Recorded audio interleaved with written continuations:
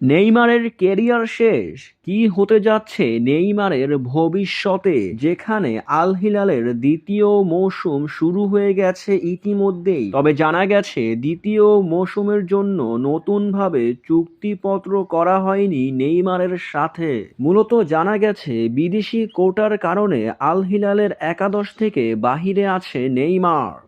AFC champions লিগের ম্যাচগুলো খেলতে পারবেন শুধু নেইমার। তারপরে দ্বিতীয় মৌসুমে কি তার সাথে চুক্তি করা হবে? তবে এবার সব জল্পনা কল্পনাকে ছাড়িয়ে আল হিলালের কোচ একই বললেন নেইমারকে নিয়ে। তিনি বলেন, মৌসুমের দ্বিতীয় অংশের জন্য নেইমারকে রেজিস্টার করা যায়নি। এর জন্যই তাকে দেখা যেতে নাও পারে আল হিলালের এই দ্বিতীয় মৌসুমে। সৌদির প্রো লিগের অন্তর্ভুক্ত হওয়ায় সে রেজিস্টার করতে না পারায় তাকে নেওয়া হবে না পরবর্তী ম্যাচগুলোতে। নেইমার শুধু অনুশীলন করতে পারবে কিন্তু খেলতে পারবে না ম্যাচে।